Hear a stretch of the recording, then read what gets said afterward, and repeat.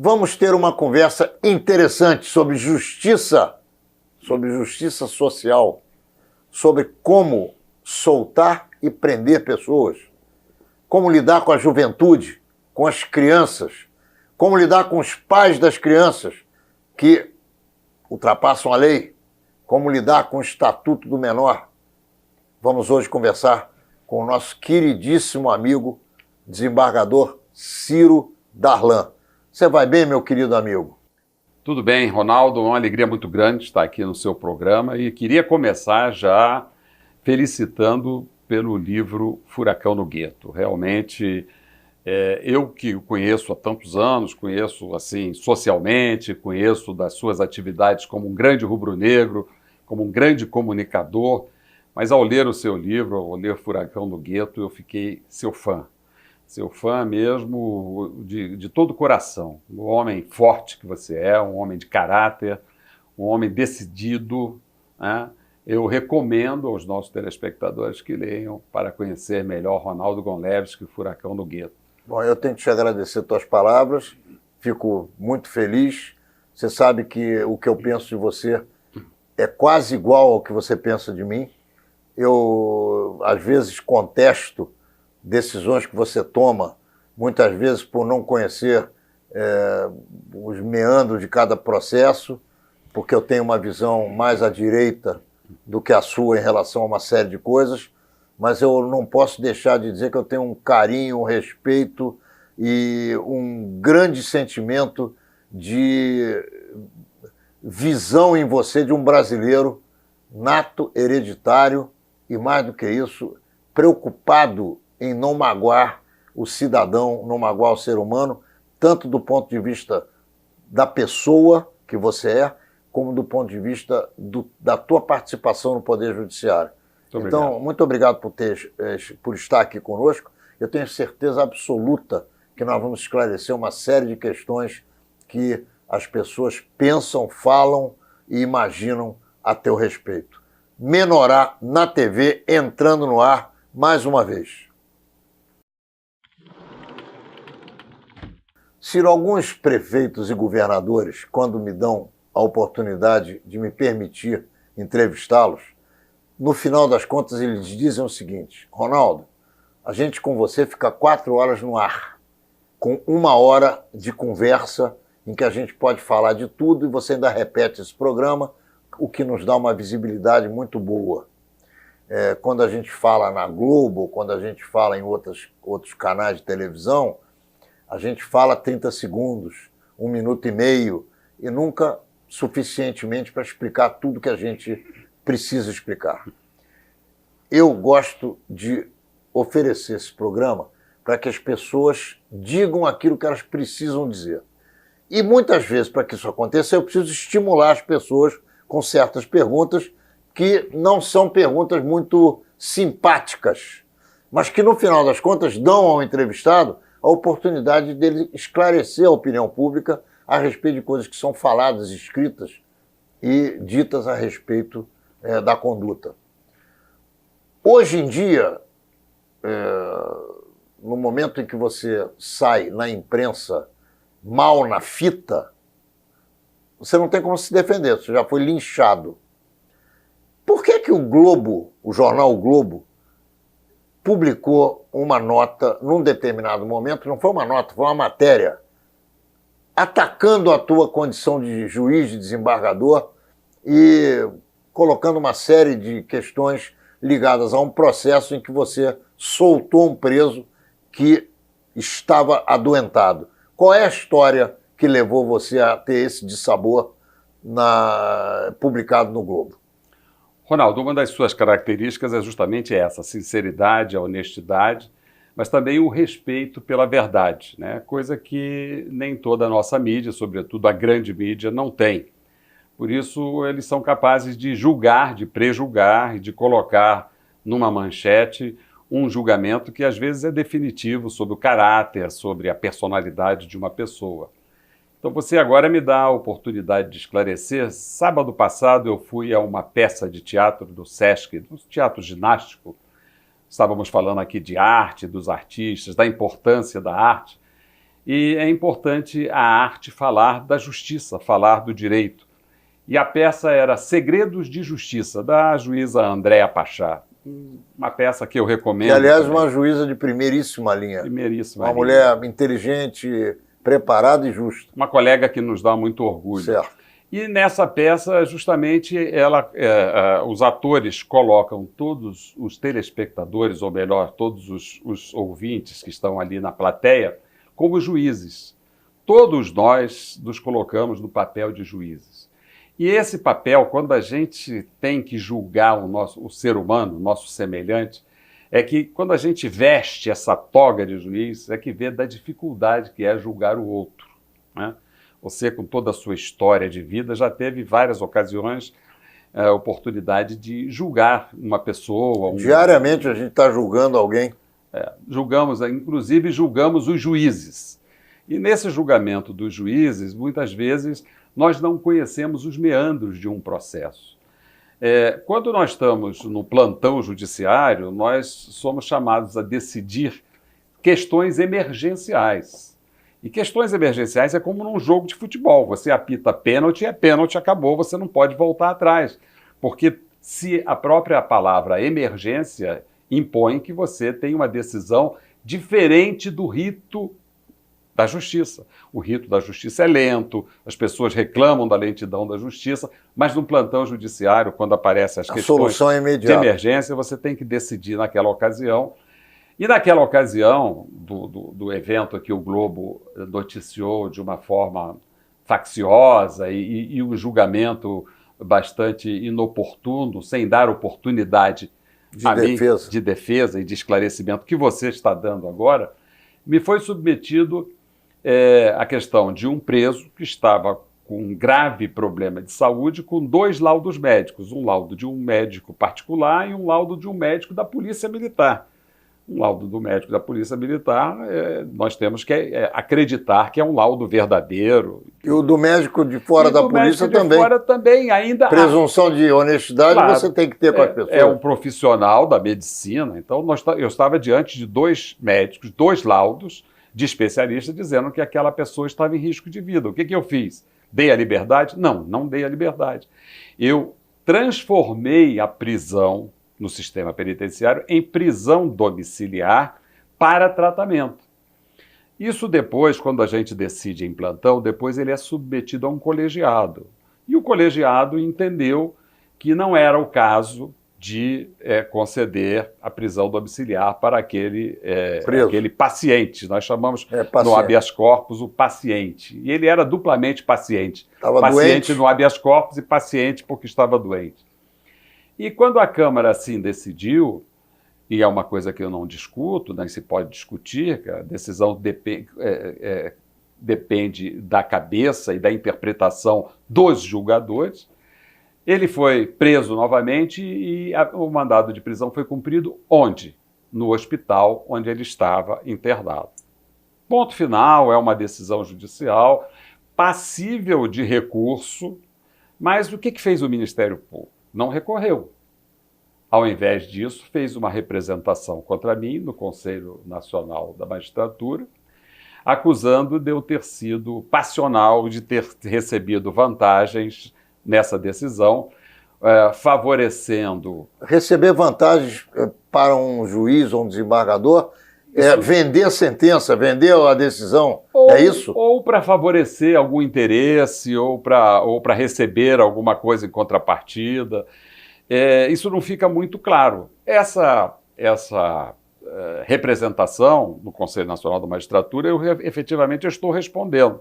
Embora não devesse responder, porque uma decisão judicial passível de recurso cabe o recurso. Uma instância superior reformar a minha decisão. Ou não. Mas foi opção do Ministério Público e lá está correndo regularmente. No entanto, embora isso seja uma notícia velha, e além de velha, sob sigilo, porque todo o processo de magistrado ele corre sob segredo de justiça. Né? Aliás, todos os processos, eles deveriam, no Brasil, como é em países civilizados, correr em segredo de justiça.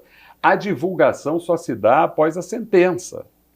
Porque senão você recebe um pré-julgamento condenatório pelo simples fato de você estar respondendo a um processo, depois você vem a ser absolvido. E aí você já foi linchado. Mas já foi linchado, foi o que aconteceu com essa matéria do jornal o Globo, que colocou que eu estava sendo processado por suspeita de venda de sentença. Essa foi a manchete. Mas por que o Globo colocou isso naquele dia? Porque naquele dia eu era candidato a um cargo no órgão especial do Tribunal de Justiça do Rio de Janeiro. E como candidato e com essa manchete, evidentemente eu não tive os votos necessários, só tive 11 votos dos 90 que deveria ter. Isso não me incomoda, porque também não me enche os olhos nenhum tipo de poder. Eu acho que eu já tenho o suficiente como magistrado e me sinto plenamente recompensado nos meus esforços, porque atingi este cargo mais importante do Tribunal de Justiça do Rio sem dever favores a ninguém, por méritos próprios. Eu não tenho nenhum parente magistrado, não sou filho de desembargador, não sou filho de advogado.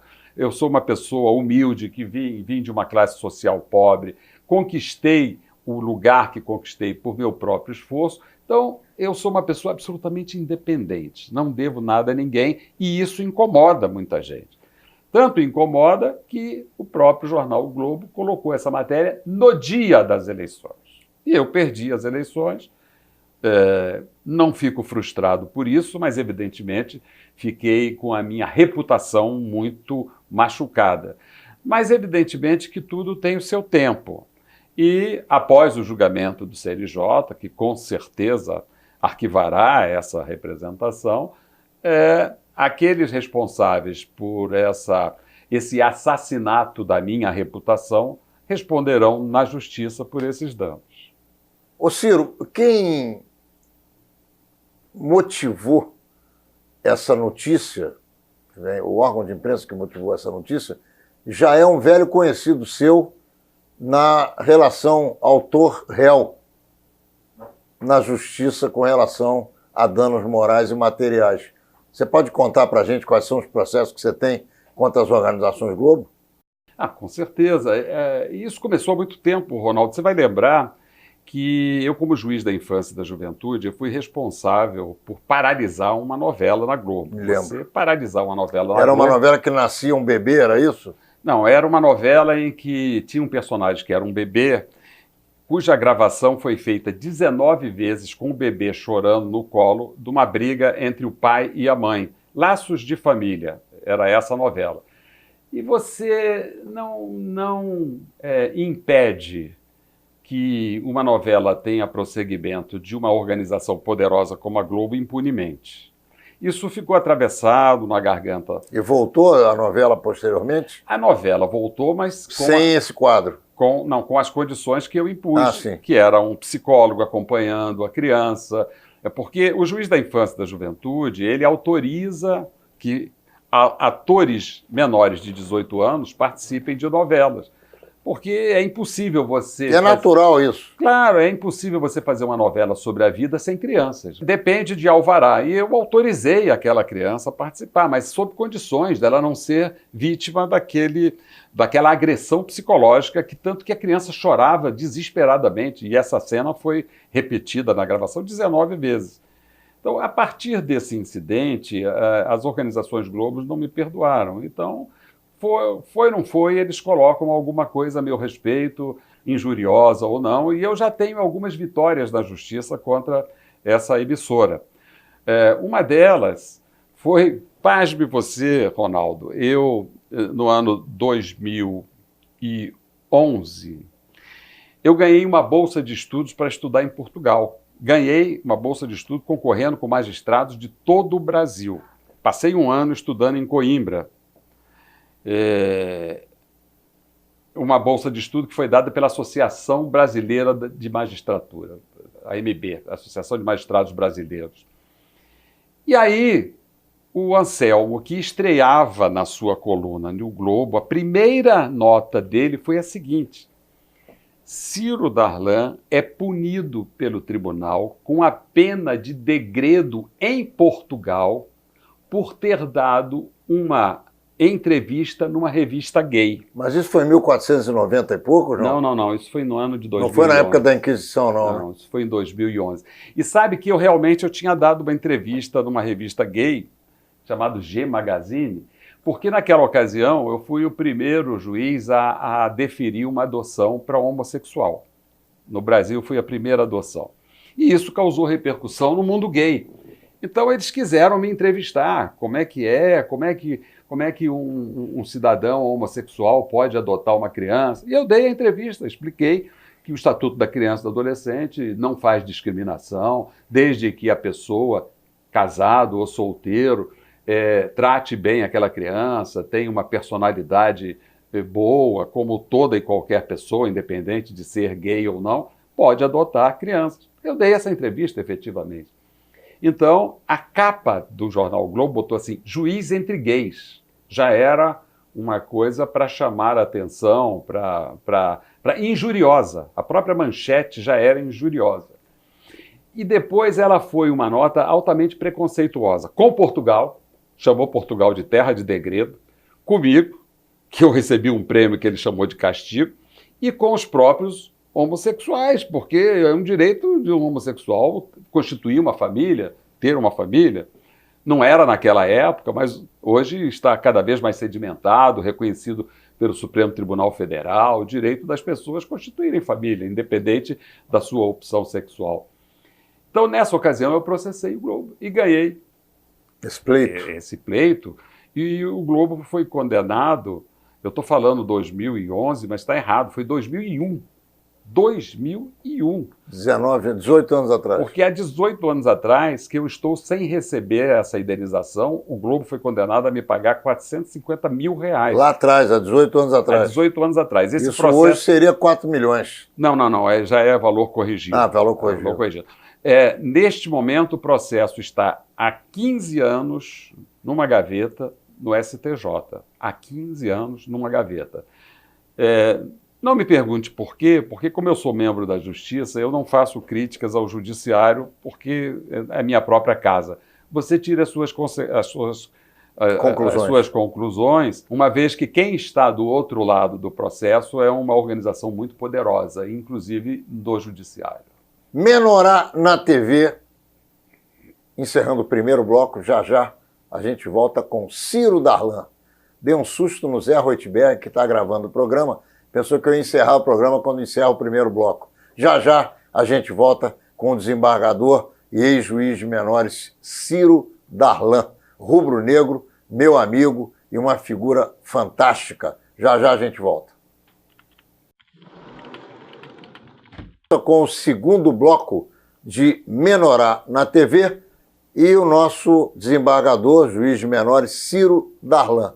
Ô Ciro, por que é que você foi por um determinado setor da sociedade carioca, fluminense, não gosto de falar fluminense porque somos rubro-negros, Flamengo. Rubro-negros, é verdade. Por que você foi execrado como juiz de menores? O que os caras queriam de você? Eu acho que o meu saldo é positivo. Olha só como é que eu te fiz a colocação. Você foi execrado por um determinado setor da sociedade. Claro que teu saldo foi muito positivo. Na época era um setor que não tinha grandes visibilidades, mas eram pessoas que não querem admitir determinadas questões, como, por exemplo, a idade responsabilidade penal e por aí afora. O Ronaldo, a sua pergunta é muito boa, porque nos faz fazer uma reflexão em cima dos costumes do Brasil. Nós temos o costume de tratar muito bem os nossos, da janela para dentro, da porta para dentro. Meu neto, seu filho, seus netos, são os melhores do mundo. Eles estão acima e à frente de qualquer interesse. A nossa Constituição, de 88, diz isso. Crianças e adolescentes devem ser o principal interesse de uma sociedade civilizada. Isso não ocorre no Brasil desde o descobrimento do Brasil. Você sabe que nas naus de Cabral existiam algumas crianças que foram recolhidas nas ruas de Lisboa e foram colocados na nau para ser serviçais dos marinheiros. Essas crianças, elas foram não só serviçais, como foram também abusadas sexualmente, abusadas psicologicamente. Então essas crianças aportaram aqui no Brasil e nós, brasileiros, desde a colonização, nós não tratamos as nossas crianças com respeito.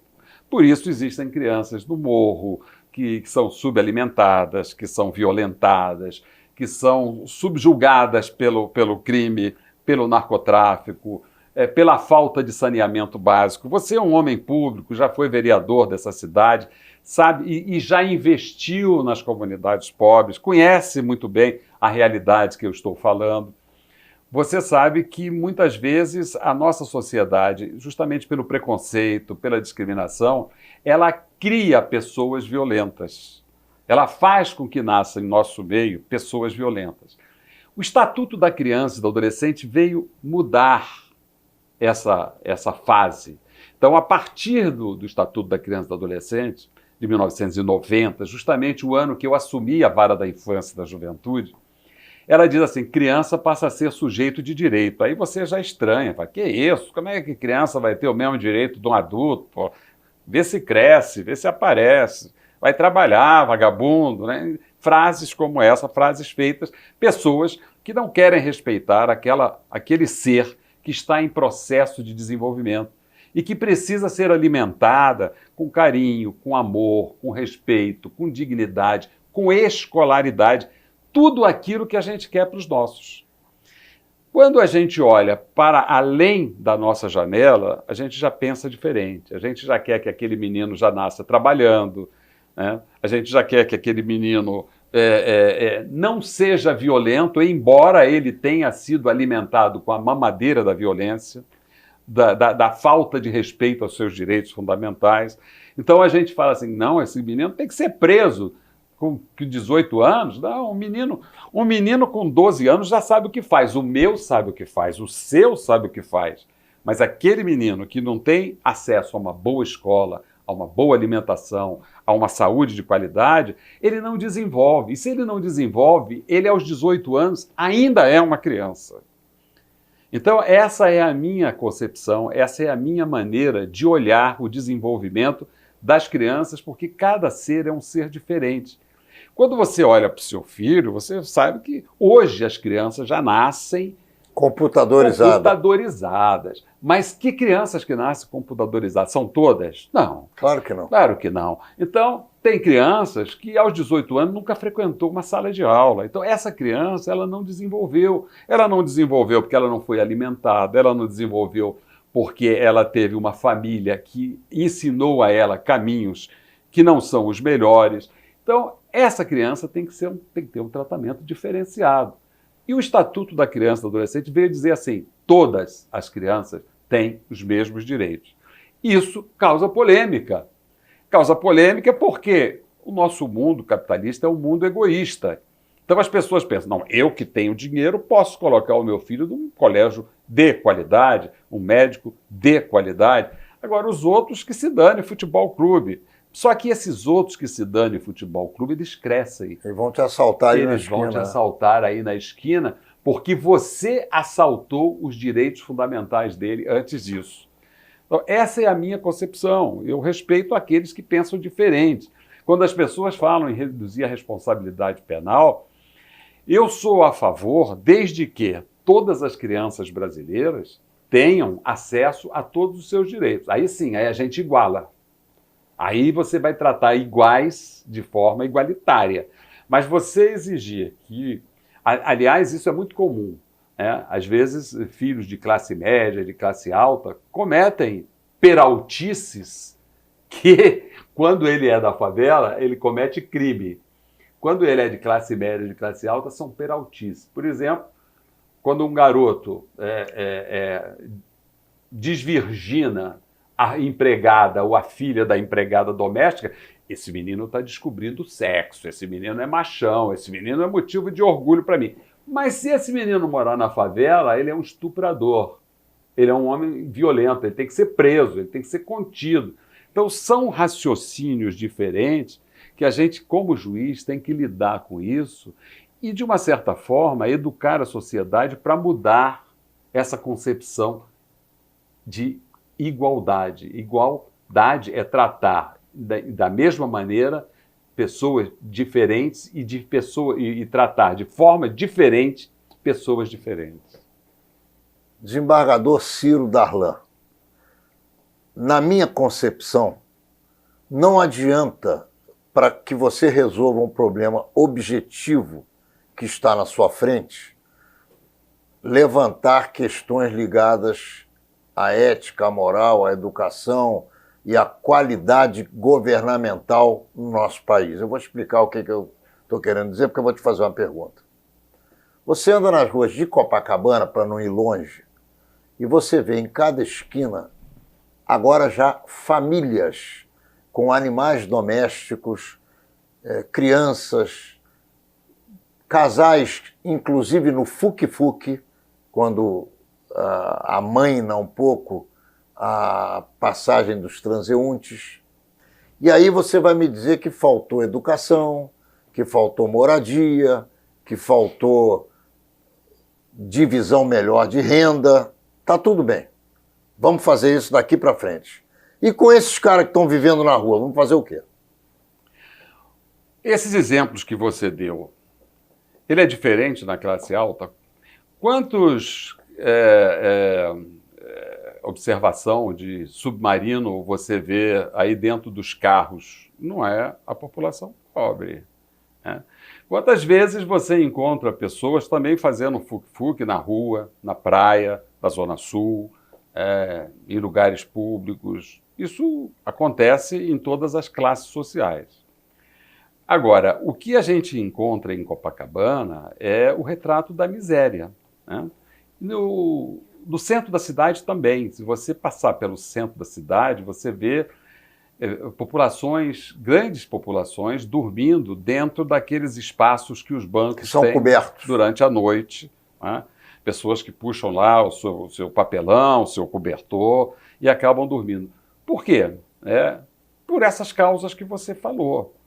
Agora, isto não é uma característica... E esses caras têm que ficar na rua? Não, eles não têm que ficar na rua. Pelo contrário, eles também não querem ficar na rua. Eles têm que ser tratados com dignidade, porque ficar na rua, fazer fuque-fuque na rua, não é agradável para ninguém.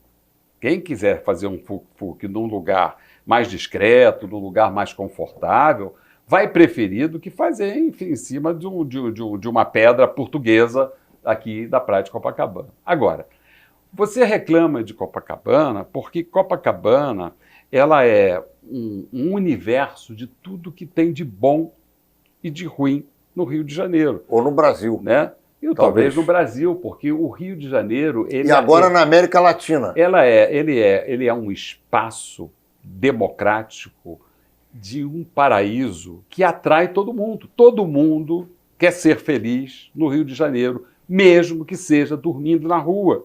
Porque aqui nós temos uma natureza privilegiada, nós temos um povo privilegiado.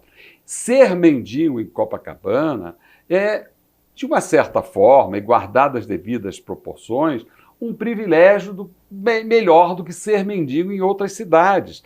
Porque aqui você tem as pessoas que alimentam a população de rua, tem as pessoas que são solidárias, né? São as pessoas que são compreensivas, tem as pessoas que socorrem a população de rua. Você tem aqui várias ações sociais em Copacabana, igrejas, ONGs, pessoas que não só alimentam, como procuram ajudar, dão roupa, dão colchão e tudo. Então, este é um lugar de solidariedade que atrai. Copacabana é um polo de turismo e de atração de todas as pessoas. Mas inclusive, é um lugar de maior população de idosos. Por quê?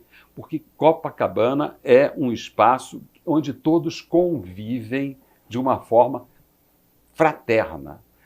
E aqui ninguém quer sair. Por que a população de Copacabana é a mais idosa do Rio? Porque quem aqui chega não quer sair daqui. Agora, e as gangues que atacam as pessoas nas ruas de Copacabana? Os arrastões sistemáticos, principalmente realizados por menores. Eu vou dizer uma coisa com você que você não vai gostar, nem Não, vai você aqui concordar, está nem aqui vai livre concordar, nem vai para falar gostar. tudo que você Mas quiser. essas ações de arrastões, de violência, eu não tenho em conta como ações, mas como reações. Se você analisar que a política de segurança pública para a Zona Sul é uma política discriminatória, por exemplo, já tivemos casos aqui de ônibus que vinham da Zona Oeste, que vinham dos subúrbios, paralisadas pela polícia e as pessoas obrigadas a sair. Isso é um ato de agressão, de violência contra a população pobre do Rio de Janeiro.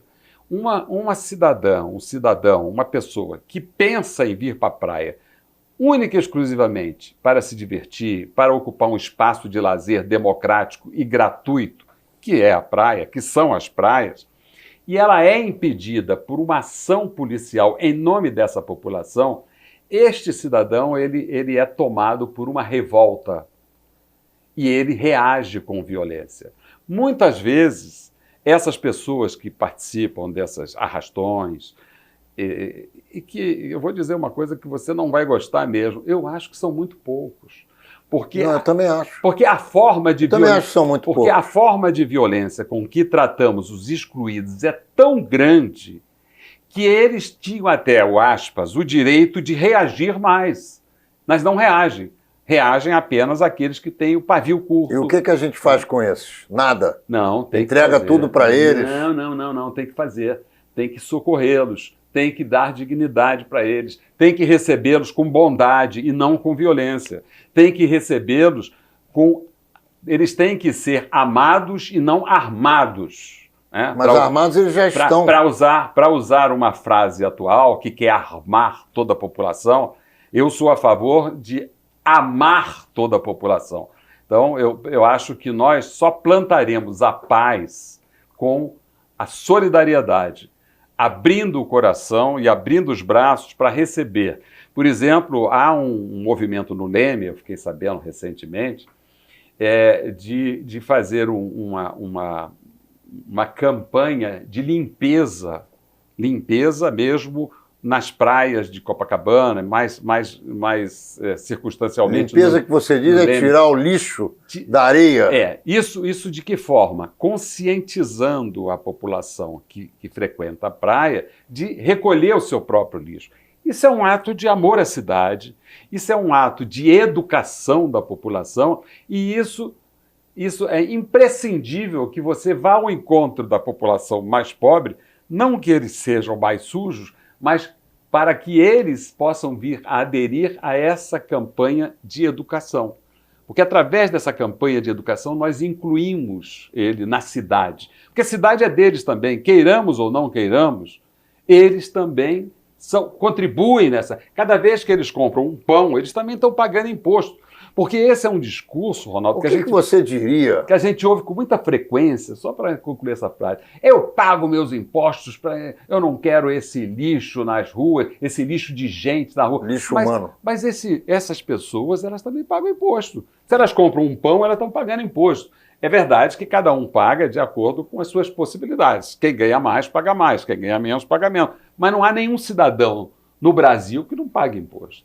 Muito bem, nós estamos encerrando o segundo bloco de Menorá na TV, com o Ciro Darlan, deixando claro que ele não está aqui para me agradar. Ele fala aquilo que ele pensa. Se eu gosto ou não gosto, não tem a menor importância, mas eu vou continuar chateando ele. Já, no terceiro bloco, não saia daí, porque eu vou perguntar a ele o que é que ele acha que iria acontecer se eu reunisse os meus amigos e fosse assaltar a gente lá no Morro do Alemão. Já a gente volta. Muito bem, estamos de volta, terceiro bloco de Menorá na TV, com o nosso queridíssimo amigo Ciro Darlan. Ô Ciro, por que é que a sociedade não compreende como deveria o que você acaba de nos contar no bloco anterior? Ronaldo, nós estamos vivendo numa sociedade do ódio. As pessoas estão achando que podem resolver as situações através de armas, através de violência. Nós vivemos, não sei qual é a sua opinião a respeito disso, uma guerra há mais de 40 anos, chamada Guerra às Drogas. Essa guerra tem alimentado toda a violência no Brasil e no mundo, né? O comércio de drogas é a 7ª economia do planeta e você não combate uma economia tão poderosa com o tipo de regramento que nós temos, que é o proibicionismo. Uma lógica que tem levado a uma sociedade de ódio, uma sociedade de morte, uma sociedade de aprisionamento. Para você ter uma ideia, 50% dos presos que estão no sistema penitenciário do Brasil, eles estão em razão da guerra às drogas, estão em razão do comércio de drogas. É incompreensível que nós possamos hoje sair aqui na esquina e eu te convidar para um copo de cachaça ou irmos a um lugar mais sofisticado tomar um copo de um bom vinho e isso ser permitido e você sabe que as estatísticas do SUS apontam que esse tipo de droga é muito mais violento do que a droga proibida. Então, não há nada que faça compreender essa razão desse proibicionismo. Nós temos que evoluir, nós temos que passar a uma legalização controlada do comércio de todas as drogas. Porque assim ganhamos todos. Acabamos com a guerra às drogas, reduzimos o comércio de armas, porque o que alimenta o comércio de armas no mundo inteiro é a guerra às drogas. Sem guerra, não precisa ter arma. Então, se assim como o seu Joaquim vende aqui na esquina uma cachaça deliciosa que nós tomamos, saboreamos e não fazemos mal a ninguém se nós tivermos educação para beber qualquer tipo de bebida, qualquer tipo de droga, também o camarada lá do Morro do Alemão vai ter o seu emprego, vai vender a sua cocaína limpa, a sua cocaína controlada pelo Estado, a sua cocaína de qualidade, e vai ganhar o governo porque vai ter uma fonte poderosa de arrecadação. Com essa arrecadação, o que o governo pode fazer? Investir para que os usuários de droga compulsivos sejam educados a não fazer uso de droga de forma a fazer malefício para a sua saúde e para a saúde coletiva. Fazer uma publicidade, como nós somos capazes de fazer, para reduzir, por exemplo, o tabagismo. Como nós reduzimos o tabagismo no Brasil? Com armas, com guerras, atirando no camarada que está fumando cigarro ou que está vendendo cigarro? Não. Nós fizemos uma competente campanha mostrando dos malefícios do cigarro e hoje nós temos um baixo índice de tabagismo no Brasil. Como é que nós controlamos a questão da epidemia da AIDS no Brasil? Há alguns anos atrás, todo mundo tinha AIDS, morria. Hoje está cheio de gente com AIDS vivendo com uma vida confortável e controlada. Como nós fomos capazes de fazer isso? Nós somos competentes para fazer isso. Nós temos conhecimentos educacionais, científicos, médicos, clínicos, para ter uma legalização do uso de drogas controlada, bem fiscalizada e uma enorme receita para educar e para impedir que as pessoas continuem nessa guerra. Então, numa sociedade que prefere a guerra à paz, que é a nossa sociedade que fez essa opção, é natural que as pessoas não compreendam que é melhor andar amado do que armado. Sim ou não? Você é a favor ou contra o jogo de cassino? Você acha que o cassino deve ser banido do Brasil, como tem sido nos últimos 100 anos, ou ao contrário? Com espaços turísticos ricos como nós temos, por exemplo, na floresta amazônica, no nosso Nordeste, no sul do Brasil. Em Minas Gerais, nas Ilhas Minerais. Na capital mundial do turismo, que é essa cidade maravilhosa do Rio de Janeiro. Eu acho que o jogo vai dar emprego para todo mundo, vai dar lazer para todo mundo. Você lembra que há algum tempo atrás, quando havia os bingos aqui no Rio de Janeiro, quando ele era tolerado, quantas pessoas idosas passavam suas tardes lá, se divertindo, com ócio produtivo, com ócio de lazer, e não faziam mal a ninguém. Então, e essa decisão... Essa é outra guerra. Essa decisão dos jogos foi uma decisão tomada por motivos religiosos, em 1946, por vontade da mulher de um general que então era um presidente da República.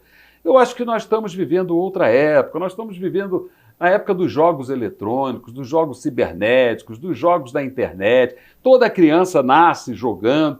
Por que não legalizar também os jogos que tantos benefícios poderiam trazer para o nosso país, como emprego, como a rotatividade da economia, né? Enfim, são temas que nós temos que debater com honestidade e sem hipocrisia.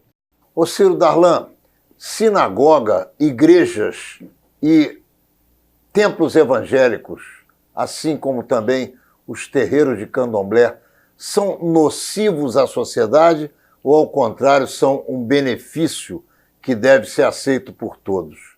Ronaldo, toda forma de religiosidade, ela só faz o bem. Eu ontem assisti um programa sobre chefe, sobre cozinheiros do mundo.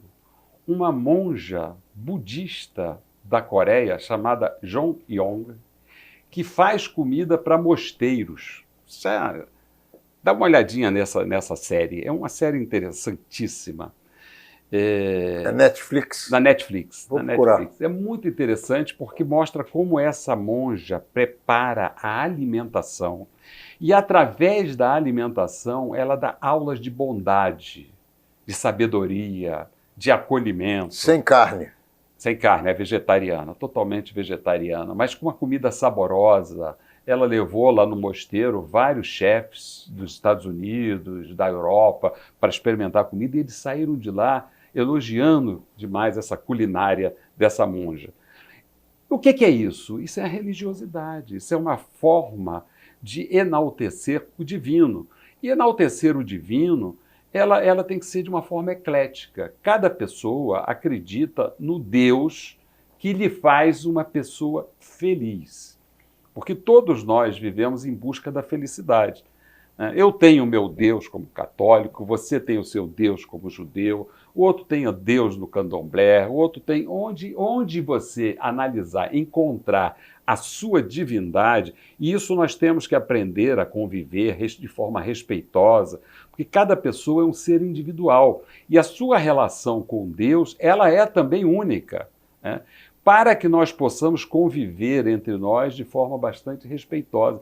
Eu acho que todos esses templos a que você se referiu, eles são lugares de união, de elevação, de humanização e de divindade da própria humanidade.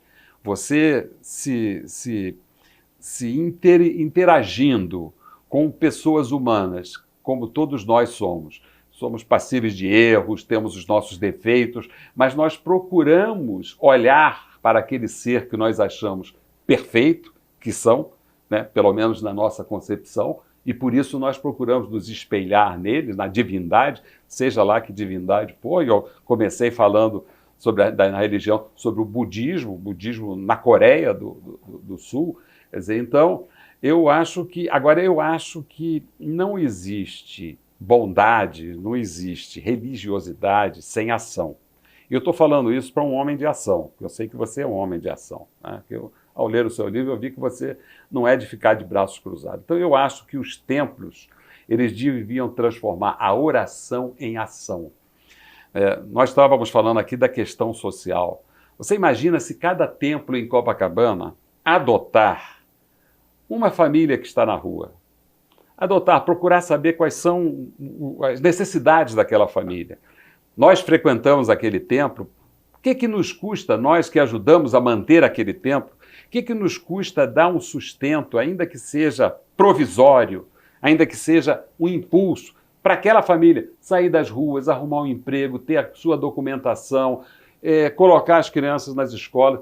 Então eu acho que o papel dos templos, de todas as religiões, ela devia ser voltada mais para transformar a oração em ação, apenas a fé em prática, né? Isso em todos os livros religiosos existe, que a fé remove montanha. Precisamos remover montanhas. Remover montanhas significa prática. E prática significa o encontro dos nossos semelhantes. Ô Ciro Darlan, qual é a tua expectativa? É a última pergunta que eu vou te fazer. Qual é a tua expectativa para o futuro do Brasil? Eu tenho muita esperança, Ronaldo. Eu acredito muito que esse país tem futuro. Nós somos um país riquíssimo.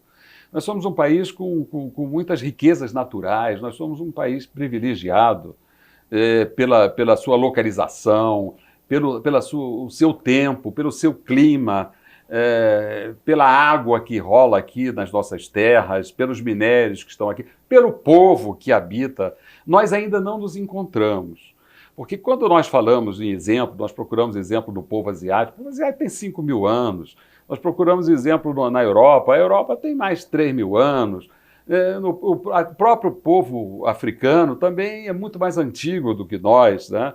E nós aqui estamos a caminho de 1.600 anos, de 500 anos, né? Estamos a caminho dos 600 anos. Então somos jovens, somos um país ainda muito jovem.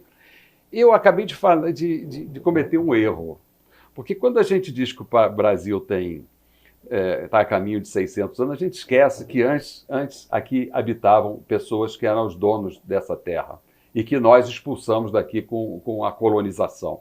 Então nós temos que resgatar também essa nossa origem, porque aqui nós tivemos civilizações muito mais avançadas do que a que nós estamos vivendo hoje. Pessoas que viviam pacificamente com a natureza, conviviam com a natureza, respeitavam a natureza, respiravam melhor do que nós estamos respirando hoje. Por isso que eu digo que eles eram mais civilizados do que nós. Porque nós, com todo o desenvolvimento tecnológico que temos, hoje nós estamos quase sufocados, sem oxigênio, sem água, e eles tinham isso em abundância. Então nós precisamos resgatar essa história e respeitar aqueles que estavam aqui nessa terra antes de nós. Ô Ciro, nós chegamos ao final desse bate-papo gostoso, inteligente, essa pleiade de boas informações que você nos trouxe. Eu quero te agradecer de coração ter aceito o nosso convite e quero te oferecer os microfones e as câmeras de Menorá na TV para que você se despeça com a sua mensagem. Ronaldo, eu que quero agradecer. Eu acho que esse é um dos melhores espaços que eu tive para falar sobre as minhas ideias, sobre o meu pensamento, sobre a personalidade que eu tenho, sobre a origem que eu sou, né? Você me deu um espaço precioso e você demonstra mais uma vez, com esse seu espírito inquieto, né, que você é um furacão em tudo aquilo que você faz, inclusive na comunicação, e você demonstra que você é coerente com aquilo que você pensa, porque mesmo pensando muito diferente do meu pensamento, você é capaz de me dar um espaço precioso como esse para conversar com os nossos telespectadores do Menorá. Então, muito obrigado e agradeço muito por ter do meu lado aqui esse verdadeiro furacão que é Ronaldo Gonlewski. Saudações rubro-negras e que sejamos campeões. Sempre. Sempre. Difícil, mas vamos torcer. Menorá na TV entrando no ar mais uma vez, na quinta-feira que vem, pelo canal 6 da NET, às 10 horas da noite, e também em repetição em todas as datas que você pode conferir aqui embaixo da telinha, mas que você já se acostumou a nos assistir ali. Nos vemos lá.